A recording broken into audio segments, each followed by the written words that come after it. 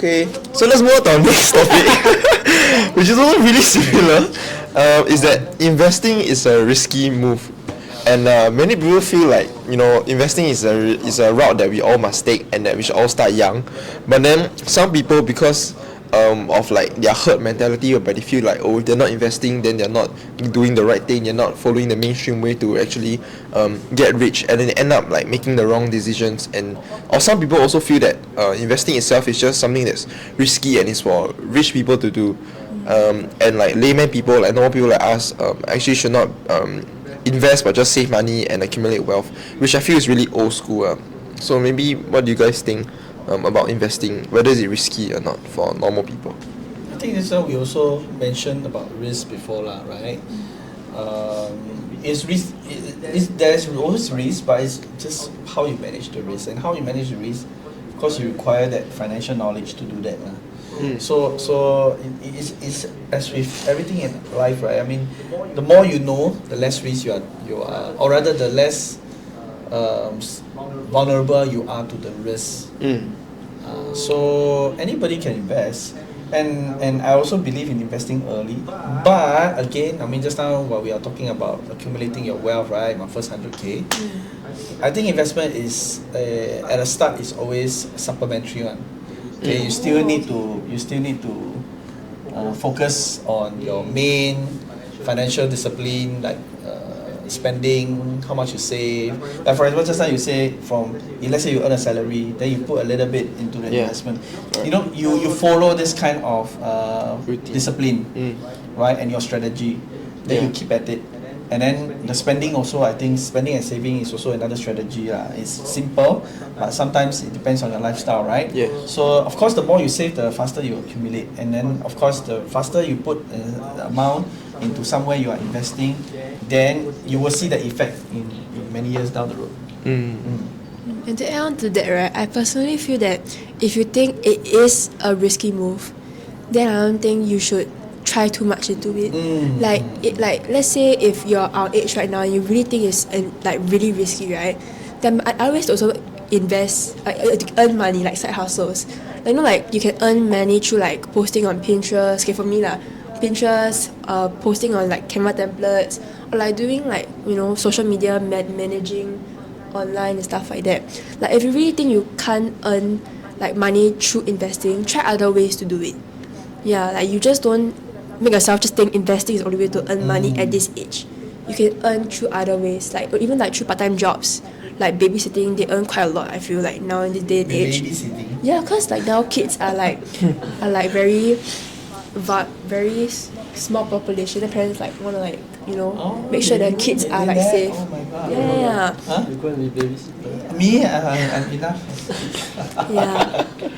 Yeah. So I really think that if you wanna just not try, maybe just try a low risk, a long term period. Yeah, like maybe just put in 500, and then you'll see it really compound over like 10 years straight. If not, just try out other side hustles that you can do.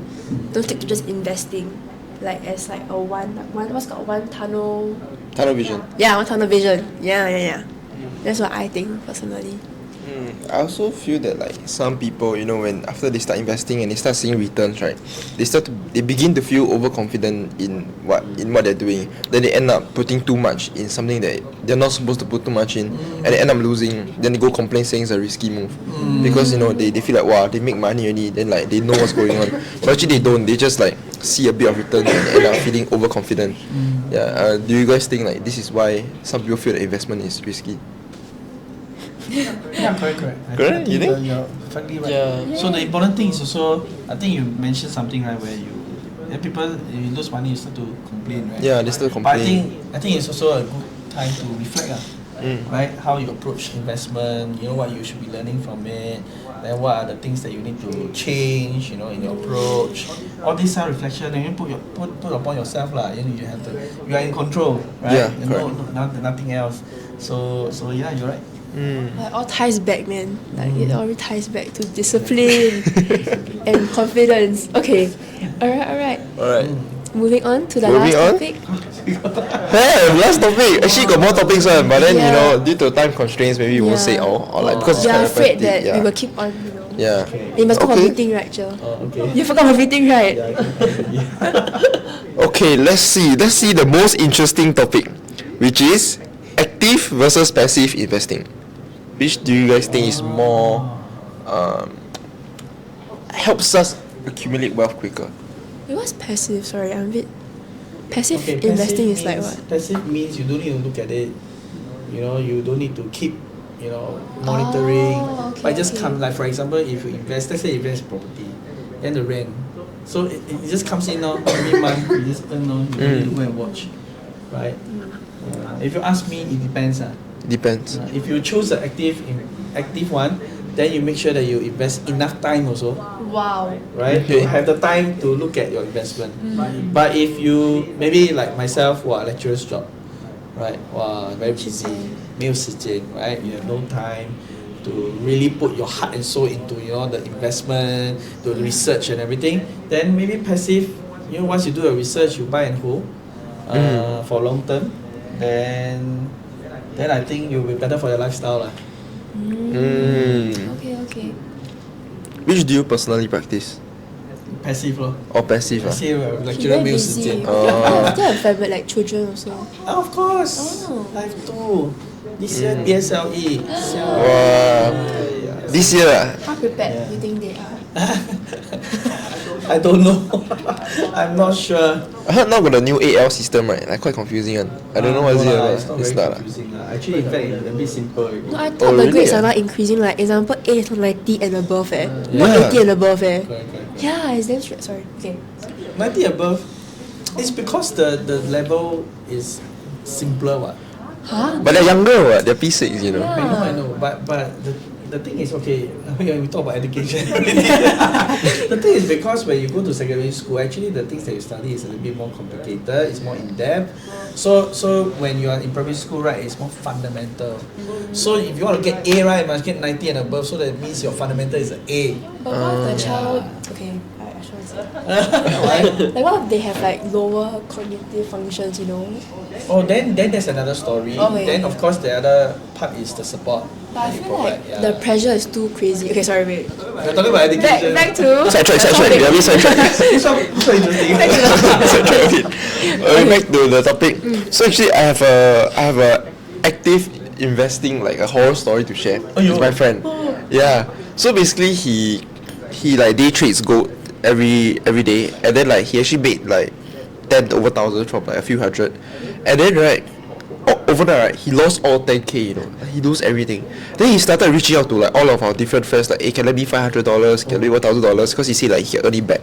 Like he say like, oh, he did this before. Sounds like the advertisement. yeah. Blind gambling there. Then he even approached me for like $500, but of course I didn't lend him. I don't trust him. Yeah, because if he can lose 10k, he will also still lose my 500. Hey, so are you one in the actor in the advert? Stop it. No, I would act in that.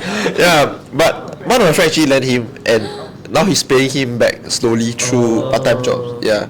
So I think he failed. I think he stopped. His parents told him to stop too, but he didn't listen. He felt like he could like flip more. Then he said like his friend who does it has like a Telegram channel sharing like, oh, just copy straight then 就可以了. Yeah, but I feel like it's still more about knowledge and discipline, because the more he earns, right, then he start trading on like higher leverage, like higher volume. Then end up he if he lose, right, he also lose everything more. So yeah, that's something I feel. That's why I feel like passive investing is still like a safer route for us to take to accumulate wealth instead of active investing. But just now we were also talking about the discipline, right? So and we talk about emotion also. Yeah. So I think that is the perfect example of you get overly emotionally attached and you react based on your own emotion. So then there's no rationale, there's no discipline. Yeah, correct. And you lose control of the situation, of Correct. life. Yeah. Right. Get too engrossed in this, start losing themselves. I think active just gives you more, more room for this kind of thing to happen, more room for you to like put emotions into play, because you'll be constantly executing trades and this kind of thing. So you have there's a higher probability of you, Like always doing something. and there's a higher chance of you messing up, doing something that, like not being disciplined. Yeah. But I think you got pros and cons. When you say you mess up more, right? Actually, messing up more is not a bad thing, right? Messing up more means you can learn more, right? You learn from failures and things like that. So you actually become more experienced. Yeah, but the important thing is just now, the one that actually cross over the line is you get too emotionally attached, you get addicted, like so to speak, Yeah, right? correct. And then your lifestyle get affected and things like that. So you must learn how to draw that line. Yeah. Right? You do your active investing, still can. I mean, you can learn, you can fail, but you don't let it, overspill over into you. your lifestyle and then Yeah. you affect everybody else. Relationships. Then that will be not very. Definitely strain relationships between us because like hard. Every time we talk about money, 一定会伤感情的。讲钱就是伤感情的嘛。So yeah, I feel like he let it have too much of a toll on his whole life, or basically, yeah. Correct. So I think we have covered like many topics in this. I think from what I've learned so far from insightful sayings, discussions from both of you guys, I really do think it ties down to discipline. Discipline is like mentioned quite a lot throughout this whole podcast, if you notice lah. Yeah. You really need to make sure that you're grounded, and wherever like which route you're going to, right, make sure you don't go astray from like pebbles or the wind. I think You get what I mean? Yeah. For me, like I feel like my biggest takeaway was from Mr. KK Tan, but he said like the luck is created by ourselves, and like we actually need to put ourselves out there and actually put in the effort to do things, try new things, to create the luck to say for ourselves, to have a higher chance of success or like reach the goal that we are trying to reach. Yeah. Do you guys have any like final conclusion or resolve, or like any takeaway you want our listeners to have today? For me is I think if you're youth, you still have a lot of time, right? Don't be afraid of failure. I think you must try. Alright? You never try, you never know. So you must try. Don't be afraid of losing money or failure in investment. So just try, but you must learn from it. Okay. But just another thing lah. So I mean, of course, I think youth now, most are okay, but there are still some who do struggle in their life, their own family situation and things like that. And when let's say you listen to your forecast, right? Wow, now I should go and learn invest everything. But I still think you need to be very careful lah. So the what something that which I mentioned just now, you don't put in anything that you are not prepared to lose. Okay, so you only put what you are prepared to lose. And if your financial situation is not good, then don't risk it. Right? Concentrate on your on building your wealth, yourself, your family, your friends, before you venture into investments. Don't risk it for the biscuit. That's not good. Is it your thing or what? Like you. Very funny. Yeah. Okay. Okay, you wanna plug in any your Instagram handle, your FYP project? Yeah, Daniel wants to share his own. Yeah. Go on, finish sharing. REITs to riches. We teach you all how to teach you more about REITs, get you more educated about how to invest in REITs. If you don't know, REITs is a way to invest in real estate. Yeah, so do. Sorry. I know the company like maybe help plug in more, don't want? Cannot say. Okay.